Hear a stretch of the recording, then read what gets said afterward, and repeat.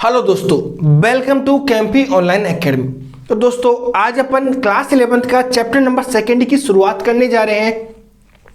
अपने बीच class 11th का chapter number के पूरे जो बुक के अकॉर्डिंग टॉपिक बाय टॉपिक पूरा डिस्कशन कर चुके हैं। इसी प्रकार अपन चैप्टर नंबर 2 के भी टॉपिक बाय टॉपिक डिस्कशन करेंगे और आपको टॉपिक बाय टॉपिक जैसे जैसे मैं आपको क्लास में पढ़ा दूंगा वैसे वैसे आपको नोट्स डिस्क्रिप्शन लिंक में आपको नोट्स मिल जाएंगे। आप अपनी नोटबुक में उतार सकते हैं। ठीक है दोस्तों, तो बिना किसी देरी के अपन परमाणु संरचना वाले चैप्टर की शुरुआत करते हैं। तो यदि आप हमारे चैनल पर नए हैं तो चैनल को सब्सक्राइब करें, बेल आइकन को प्रेस करें और अपने दोस्तों को वीडियो को शेयर करें।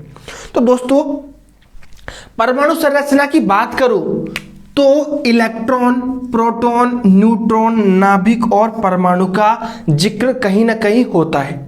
ठीक है, तो सबसे पहले मेरा मानना तो ये है कि अपन इनके खोजकर्ताओं के नाम सबसे पहले याद रखें। तो इलेक्ट्रॉन की खोज जे थॉमसन नामक साइंटिस्ट ने की थी, प्रोटॉन की खोज गोल्डस्टीन नामक साइंटिस्ट ने की थी, न्यूट्रॉन की खोज चैडविक नामक साइंटिस्ट ने की थी और नाभिक की खोज रदरफोर्ड नामक साइंटिस्ट ने की और परमाणु की खोज डाल्टन नामक साइंटिस्ट ने की। आपको बता दें, आपको ये नोट्स में जैसे इलेक्ट्रॉन के बारे में पढ़ेंगे तो अपन जे थॉमसन, बाकी के कौन कौन से साइंटिस्ट थे, किसने इलेक्ट्रॉन का नाम रखा और कौन से प्रैक्टिकल के द्वारा अपन इस इलेक्ट्रॉन को पढ़ते हैं, तो वहाँ पे अपन इसको बिल्कुल डिटेल में स्टडी करेंगे। तो आप नोट्स बना रहे हो तो नोट्स बनाते समय सबसे पहले पेज पे इन पांचों साइंटिस्ट के नाम और इनके बारे में आप जरूर लिखें। तो दोस्तों सबसे पहले चालू करेंगे आज की क्लास में परमाणु के बारे में। तो अपन ने देखा अभी कि परमाणु की खोज सर्वप्रथम डाल्टन नामक साइंटिस्ट ने की थी। ठीक है, तो डाल्टन परमाणु के बारे में क्या कहता है उसके बारे में इस क्लास में अपन डिस्कशन करते हैं। उसके बाद अपन टॉपिक बाय टॉपिक आगे बढ़ेंगे। ठीक है, तो अपना टॉपिक होगा सबसे पहले परमाणु।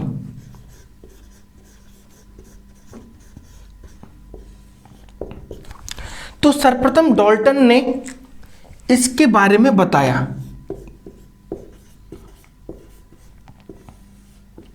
डाल्टन परमाणु के बारे में क्या कहता है कि ये एक अविभाज्य कण है। परमाणु क्या है? अविभाज्य। अविभाज्य का मतलब हुआ इसका अपन आगे विभाजन नहीं कर सकते, इसको आगे तोड़ नहीं सकते। एक सबसे सूक्ष्मतम इकाई बताई कि इसका विभाजन आगे नहीं कर सकते और इसका सेल्फ एक्सिस्टेंस होता है, यह अविभाज्य होता है। यह किसने बताया था? डाल्टन ने बताया था। और क्या होता है कि परमाणु को न तो उत्पन्न किया जा सकता है,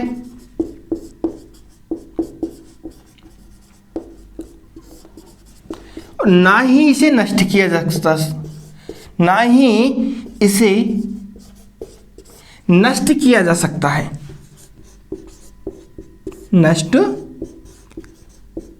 किया जा सकता है।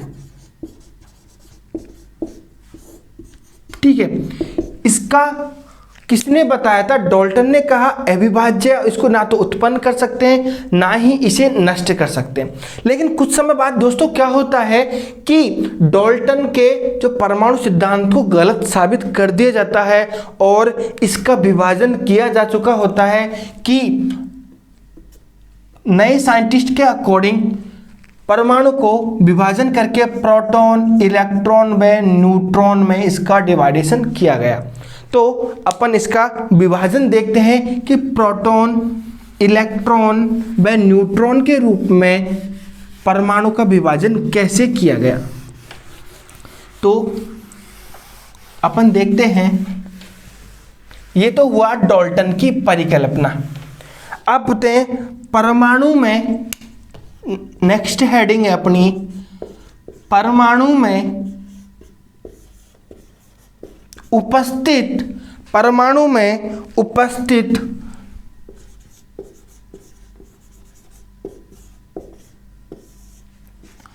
अपरमाणविक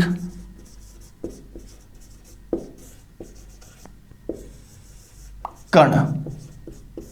ठीक है, तो अब हेडिंग क्या है अपनी, परमाणु में उपस्थित अपरमाणविक कण।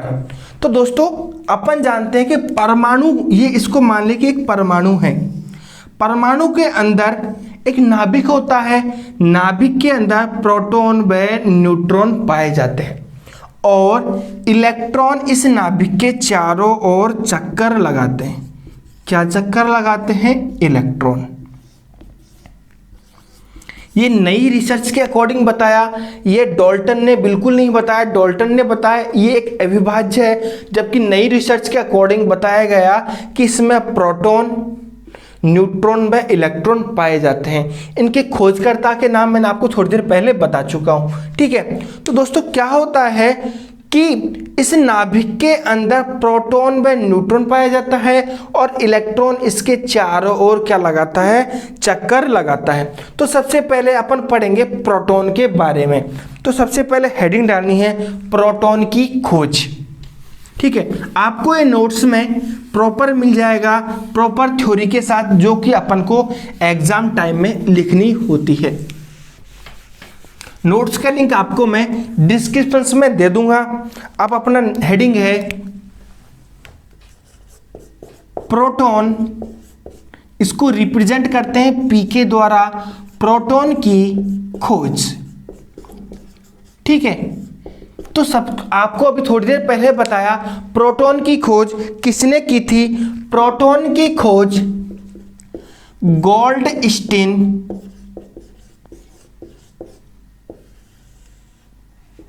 नामक वैज्ञानिक ने की थी। प्रोटॉन की खोज किसने की थी, गोल्डस्टीन नामक वैज्ञानिक ने की थी। ठीक है, अब इसका प्रैक्टिकल देखते हैं कि इस प्रोटॉन की खोज कैसे की गई थी, कि कैसे गोल्डस्टीन ने प्रोटॉन का सत्यापन किया कि इसका नाम प्रोटॉन ही क्यों रखा जाए।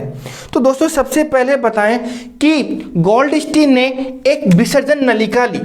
अपन प्रैक्टिकल की बात कर रहे हैं कि इसने कैसे लैब के अंदर इसका सत्यापन किया। ठीक है, इसको उसने बोला एक विसर्जन नलिका बोला। अब गौर से देखना, आराम से देखना, बिल्कुल समझ में आएगा। इसको बोला उसने विसर्जन नलिका।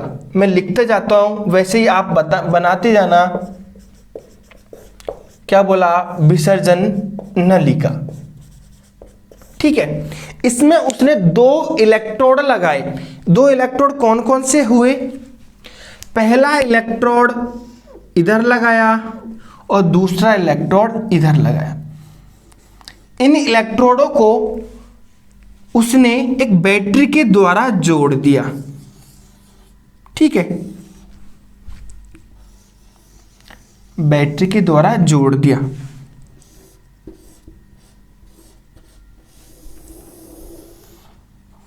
ये एक बैटरी हो गई, ये इसका पॉजिटिव वाला पार्ट है और ये इसका नेगेटिव वाला पार्ट है।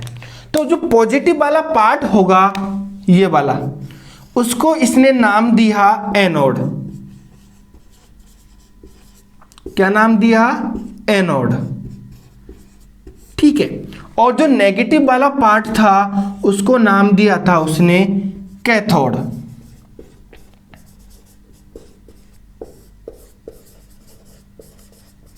ठीक है, उसने विसर्जन नलिका में 2 इलेक्ट्रोड लगाए, उन दोनों इलेक्ट्रोडों को बैटरी की सहायता से जोड़ दिया।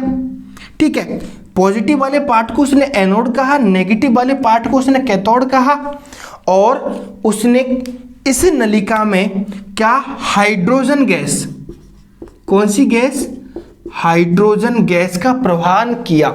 निम्न दाब व उच्च वोल्टता पर उसने हाइड्रोजन गैस का इसमें इस विसर्जन नलिका में उसने हाइड्रोजन गैस भर दी। ठीक है, और जो एक पंप लगाया उस पंप का नाम उसने दिया निर्वात पंप। निर्वात का मतलब है कि इसमें से ना हवा बाहर से अंदर आ सकती है, ना बाहर से कोई इलेक्ट्रॉन या कोई हवा या किसी प्रकार का चेंजेस नहीं हो सकता। तो दोस्तों क्या होता है, जो एनोड से कुछ इलेक्ट्रॉन निकल के किधर की साइड जाते हैं, कैथोड की ओर चले जाते हैं। तो क्या होता है, एनोड से कुछ इलेक्ट्रॉन निकल के कैथोड की ओर जाते हैं। तो उसने गोल्डस्टीन नामक साइंटिस्ट ने इन किरणों का नाम क्या दिया, कैनाल किरणें। क्या नाम दिया उसने इनको, कैनाल किरणें नाम दिया। आप एक बार इस चित्र को आप अपनी कॉपी में बना लीजिए, आपको और इसका बेटर एक्सप्लेनेशन देता हूं। वीडियो को पॉज कीजिए फटाफट।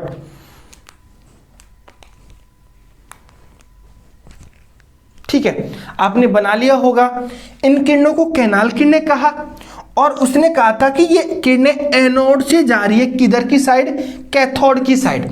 तो उसने यहां तक कहा कि एनोड से कैथोड की साइड जा रही है, तो इन किरणों को एनोड किरणें भी कह सकते हैं। तो कैनाल किरणें के साथ साथ इनको एनोड किरणें भी कहते हैं। ठीक है, याद रखना, यह क्वेश्चन पूछा जा सकता है कि कैनाल किरणों को एनोड किरणें क्यों कहते हैं, क्योंकि एनोड से कैथोड की तरफ गमन करती है। ठीक है, यह हुआ गोल्डस्टीन का सिद्धांत। तो दोस्तों अब अपन से इससे क्या साबित होता है कि सर एक कैनोल किरणें निकल चुकी एनोड से कैथोड, इसका मतलब क्या हुआ। तो दोस्तों इसका निष्कर्ष निकाला गया कि ये जो कैनाल किरणें हैं, ये वाली किरणें हैं, किस प्रकार से हमारे काम में आएगी, किस प्रकार से ये प्रैक्टिकल को किया।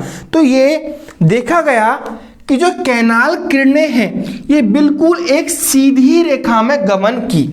तो पहला पॉइंट है ये सीधी रेखा में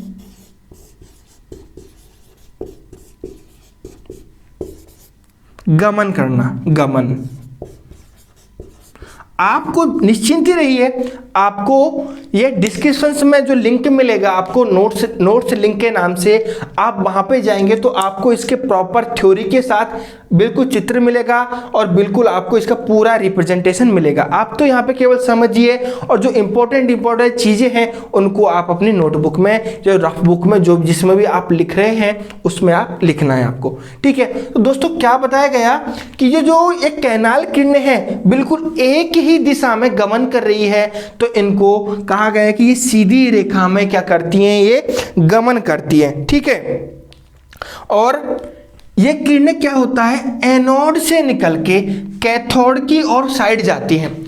तो अपन दोस्तों सब जानते हैं, कोई चीज एनोड से कैथोड, ए से एनोड, सी से कैथोड, एनोड से किरणें कैथोड की तरफ गमन करती है, तो यहाँ पे इलेक्ट्रॉन जाएंगे, तो यहाँ पे इलेक्ट्रॉन का चार्ज आ जाएगा, यहाँ पे इलेक्ट्रॉन की अधिकता हो जाएगी, और यहाँ पे इलेक्ट्रॉन की क्या हो जाएगी, कमी। तो इलेक्ट्रॉन की कमी होने के कारण क्या हो जाएगा, धनावेश आ जाएगा। तो ये भी कह सकते हैं एनोड पर, दूसरा पॉइंट है एनोड पर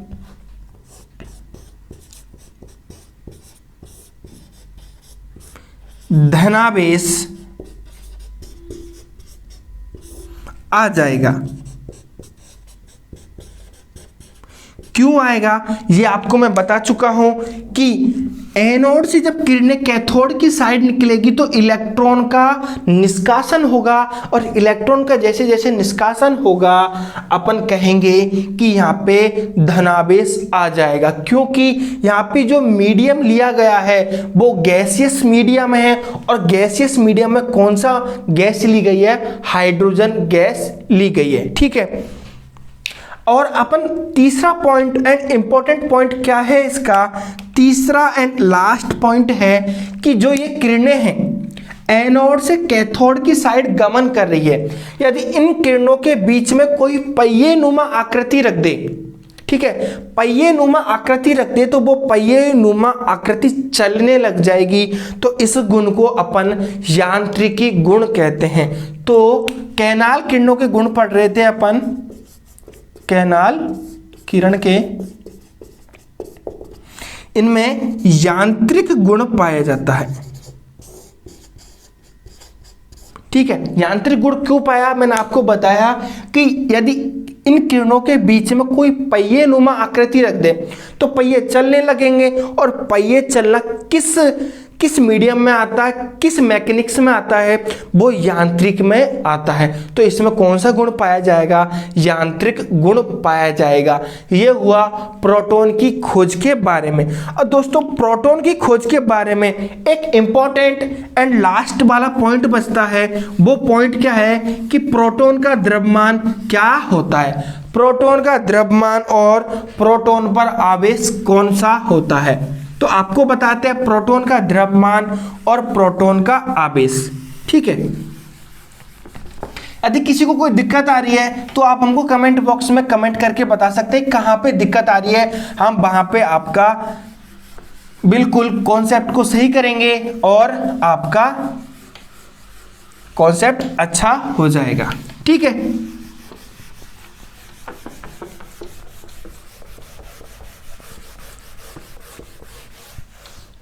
अब है अपना प्रोटॉन का द्रव्यमान। प्रोटॉन का द्रव्यमान, यदि किसी में प्रोटॉन का द्रव्यमान आता है तो कमेंट बॉक्स में कमेंट करके फटाफट बताइए प्रोटॉन का द्रव्यमान क्या होता है। ठीक है, तो चेक करना 1.672 इंटू 10⁻⁻24 ग्राम बताया क्या किसी ने? 1.672 इंटू 10⁻24, ये तो हुआ किस में? ग्राम के रूप में। ठीक है, अब अपन बात करते हैं प्रोटॉन का द्रव्यमान किलोग्राम के रूप में कैसे लिखा जा सकता है। वो होगा 1.672 इंटू 10⁻⁻27 किलोग्राम। 27 क्यों लिखा? क्योंकि -3 लगा दिया यहां पे, तो ये किलोग्राम से ग्राम में और ग्राम से किलोग्राम में यूनिट का कन्वर्जन या यूनिट को चेंज कर सकते हैं। ये हुआ प्रोटॉन का द्रव्यमान। अब आता है प्रोटॉन का आवेश। प्रोटॉन पर आवेश, फटाफट प्रोटॉन पर आवेश का बताइए कितना होता है। चेक करना 1.6 इंटू 10⁻⁻19 आ रहा है क्या? 1.67 इंटू 10⁻⁻19 कूलाम।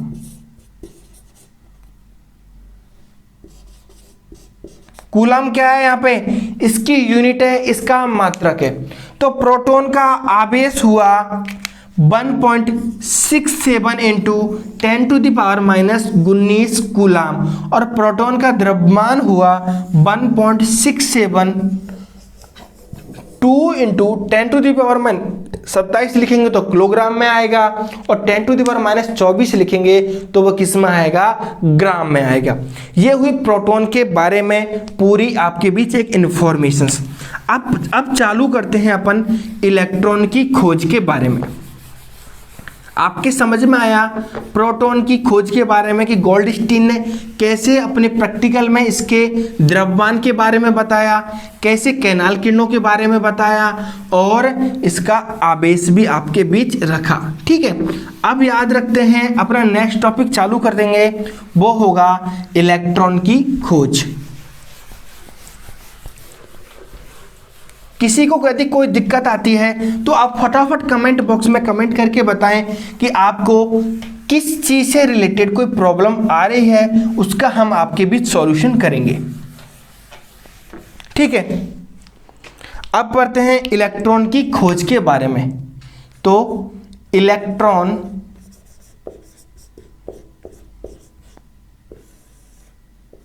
की खोज, आपको बता दूं, मैं आगे से इलेक्ट्रॉन पूरा ना लिखे, इसको इलेक्ट्रॉन को रिप्रेजेंट किया जाता है ई के ऊपर माइनस चार्ज के द्वारा इलेक्ट्रॉन को क्या किया जाता है? रिप्रेजेंट किया जाता है।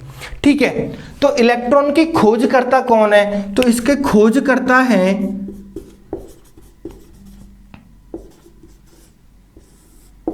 J Thomson.